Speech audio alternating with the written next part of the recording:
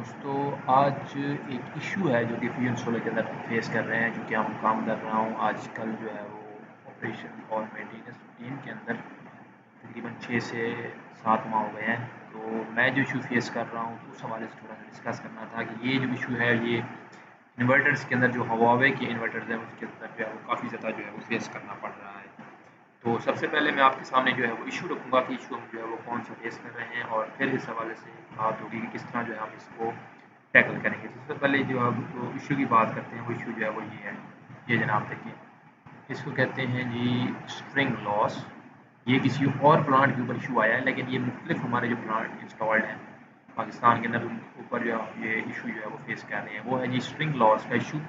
और ये इशू क्यों होता है कि जैसे कि आप अलार्म काज वगैरह और इसकी आईडी देख सकते हैं, काज आईडी 20 है, अलार्म आईडी जो है वो 15 है, और ये 26/8/2022 को आया था, यानी कुछ अर्सा पहले ही आया है। तो अलार्म कॉज वो कहता है कि a single string is lost, both two in one string are lost, one of the two in PV string is lost. Suggestion फिर वो नीचे देता है कि check whether the inverter terminals are properly connected, check whether the PV string terminals are properly connected. और फिर उसके साथ वो कहता है कि if a two in one terminal is use, check whether it is normal. फिर कहता है string connection status is manually configured, check whether the configured status is consistent. अच्छा जी, इसके अंदर जो मेन इशू होता है कि जो इसका सोल्यूशन की तरफ हम अब जो है वो जा रहे हैं, तो वो इस तरीके से होता है कि स्ट्रिंग लॉस होता है तो वो कंसिडर करता है जब आप जो है वो जो एम होती हैं इन्वर्टर की, उसके अंदर दो जो है, जैसे कि एम एक है तो उसके अंदर दो जो है वो पीवी स्ट्रिंग्स आप लगा सकते हैं। जो इन्वर्टर हुआवे के अंदर इन्वर्टर होते हैं मोस्टली जो है ये जो ज़्यादा जो कैपेसिटी के इन्वर्टर होते हैं जैसे 100 KTL, तो उसके अंदर जो है इशू आता है। तो वहाँ पे जो दो स्ट्रिंग्स होती हैं एक एम के अंदर, अगर एक खाली है तो वो दूसरी को भी एज ए कंसिडर करता है कि वो वहाँ पे जो है वो एक स्ट्रिंग है, तो उस वजह से जो बाज़ ये जो है वो मिसिंग का इशू आता है कि स्ट्रिंग जो है वो लॉस हो गई है। तो इसको जो है वो किस तरीके से सॉल्व करना है इस इशू को, तो चलते हैं अब फ्यूजन सोलर के ऊपर। इसी वीडियो के अंदर मैं आपको पूरा इसके बारे में डिटेल भी बताऊंगा फ्यूजन सोलर के ऊपर, लेकिन अभी जो चूँकि ये हम इशू फेस कर रहे हैं तो इसको है किस तरीके से टैकल करना है। तो सबसे पहले ये हमारे पास एक जो रिसेंट इशू चल रहा है एक प्लांट के ऊपर, तो उसको जो है वो टैकल करेंगे हम। और वो है हमारा एक रिसेंट टेक्सटाइल मिल्स कतार का प्लांट है, वहाँ पे हम ये प्लांट जो है वो सामने खुला हुआ है। तो इसके अंदर करना ये है आपने कि आपने जाना है डिवाइस मैनेजमेंट के अंदर। इशू चल रहा है हमारा जिस इन्वर्टर के ऊपर, उसको आपने ओपन कर लेना है, और वो है जनाब वापडा। ये हमारा इन्वर्टर है, मतलब वो वापडा का उसके साथ साइन है, तो इस इन्वर्टर के अंदर जो है हमारा इशू चल रहा है। इसके ऊपर आपने क्लिक करना है, और जब इसके ऊपर क्लिक करेंगे आप, तो सबसे पहले जो एक इम्पॉर्टेंट चीज़ ये है कि आपको पता होना चाहिए कि आपकी एम कितनी हैं, और जो एक एम है उसके अंदर क्या दो स्ट्रिंग्स लगी हुई हैं या नहीं लगी हुई हैं। अब जैसे ये सबसे पहले जो स्ट्रिंग्स हैं, आपको ये चीज़ जो इन्फॉर्मेशन जो है होनी चाहिए। अब हमारे पास यहाँ पे टोटल जो है वो एक जो एम होती है उसके अंदर दो स्ट्रिंग्स लग सकती हैं, जैसे PV1 PV2, इस तरीके से जो हमें डेटा जो बता रहा है अभी इस जो इन्वर्टर का, उसके अंदर ये है कि हमारे पास जनाब 1 2 3 4 5 6 7 8 9 10 11 12 13 और 14 स्ट्रिंग्स लगी हुई हैं। पहली जो है हमारे पास जो 8 स्ट्रिंग्स हैं वो 14 पैनल्स की हैं। ये आप जैसा कि देख सकते हैं, ये मॉड्यूल क्वांटिटी यहाँ इस जगह के ऊपर। और उसके बाद हमारे पास जो 8 के बाद जो 9 10 11 और 12 ये जो 4 स्ट्रिंग्स हैं ये 15 पैनल्स की हैं, ये वाली। और इसके बाद 21 पैनल्स की जो है वो दो स्ट्रिंग्स हैं। तो टोटल यानी हमारे पास 14 स्ट्रिंग्स हैं। तो इसी हिसाब से हमने जो है वो आगे इसका जो सोल्यूशन है स्ट्रिंग लॉस का, उसके ऊपर जो है वो काम करना है। अब ये आगे जो स्ट्रिंग्स हैं इसका मुझे कंफर्म नहीं है कि यहाँ पे स्ट्रिंग्स लगी हुई हैं नहीं लगी हुई। मेरे ख्याल में यहाँ पे स्ट्रिंग्स नहीं है, क्योंकि अगर स्ट्रिंग्स होती तो यहाँ पे जो है वो उनके पैनल्स वगैरह मार्क होते, प्रॉपर जो है वो पावर आगे मेंशन होती है। लेकिन मैं इसका ऑलमोस्ट आप कह सकते हैं 90% श्योर हूँ कि ये जो है वो स्ट्रिंग्स यहाँ पे नहीं हैं। अगर होती हैं तो फिर ये इशू रहेगा, और फिर मुझे यहाँ से जो है वो दोबारा जो है वो इसको देखना पड़ेगा। ये काम आप जो है वो स्ट्रिंग जो इन्वर्टर के अंदर लगी होती हैं उससे जो है वो देख के करें तो ज़्यादा बेहतर रहेगा, क्योंकि मैं भी जो है वो जो सोलर के आवर्स होते हैं उसके बाद ही काम कर रहा हूँ, और आपको ये इशू जो है वो टैकल करना सिखा रहा हूँ, तो इसका मुझे श्योर नहीं है कि यहाँ पे स्ट्रिंग्स हैं या नहीं है, लेकिन चूँकि 100 KTL के अंदर जो मैक्सिमम जो है वो 14 स्ट्रिंग्स जो हमने आज तक काम किया है, तो 14 स्ट्रिंग्स होती हैं, और इसकी जो कैपेसिटी जो DC कैपेसिटी है वो 114 किलोवाट बन रही है, जो कि उसकी जो एक्चुअल कैपेसिटी है 100 किलोवाट उससे ज़्यादा है। तो मैं कंसिडर कर रहा हूँ कि यहाँ पे जो है वो स्ट्रिंग्स 14 ही हैं और आगे स्ट्रिंग्स नहीं हैं। तो ये इन्फॉर्मेशन हम आपने हासिल कर ली कि हमारे पास जो स्ट्रिंग्स हैं वो कितनी हैं, और PV यानी कि जो MPPTs हैं उनके अंदर कितनी स्ट्रिंग्स लगी हुई हैं। तो अब चलते हैं हम इस इशू को टैकल करने की तरफ, जो कि फाइनल स्टेप होगा हमारा, और वो है जी जनाब कन्फिगरेशन का स्टेप। आप सबसे पहले किस में आए, इन्वर्टर के अंदर। इन्वर्टर के अंदर आपने जो है वो स्ट्रिंग्स वगैरह चेक की, उनका डाटा चेक किया, जो कि आप इन्वर्टर को देख के भी कर सकते हैं कि कितनी जो है वो PV हैं और कितनी जो है उसके अंदर स्ट्रिंग्स लगी हुई हैं। तो अब जो है हम कन्फिगरेशन पे क्लिक करके अब जाएंगे इस प्रॉब्लम को सेटल करने के लास्ट जो हमारा जो स्टेप है उसकी तरफ। सबसे बिल्कुल नीचे आ जाएंगे और इधर जो होता है स्ट्रिंग एक्सेस डिटेक्शन का यहाँ पे ऑप्शन होता है, जो कि अभी डिसेबल है, आपने इसको इनेबल कर लेना है, ठीक है।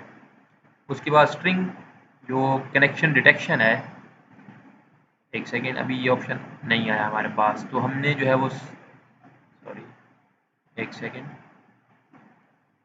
हाँ जी अभी भी नहीं आया। स्ट्रिंग कनेक्शन डिटेक्शन भी आपने ऑन कर लेना है, इसको इनेबल कर लेना है।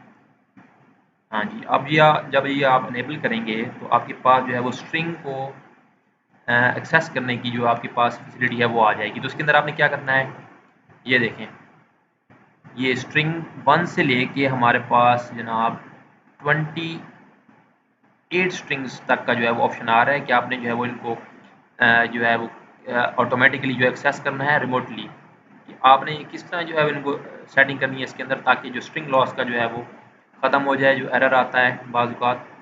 तो ये जो है इसके अंदर ये होता है कि यहाँ पे ऑटोमेटिक डिटेक्शन जो है वो ऑलरेडी सिलेक्ट है फ्यूजन सोलर की जो सॉफ्टवेयर उसके मुताबिक।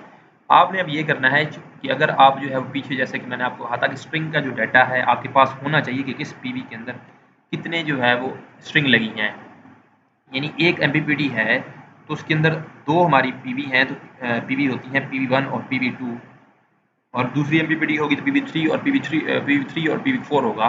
तो उसके अंदर आपने देखना है कि क्या PV1 और PV2 दोनों के अंदर स्ट्रिंग लगी हुई है आपकी या नहीं लगी हुई। इस पॉइंट के ऊपर जो है वो सारा जो है वो इन्हिसार करता है इस जो हमारा जो सॉल्यूशन है उसका, कि जैसा कि हम पीछे देख के आ चुके हैं कि हमारी 1 से लेके 8 तक जो है वो स्ट्रिंग्स इनेबल हैं। तो अब मैं क्या करूँगा, स्ट्रिंग 1 कनेक्शन टाइप जो है इसको क्या कर दूँगा, सिंगल स्ट्रिंग कर दूँगा।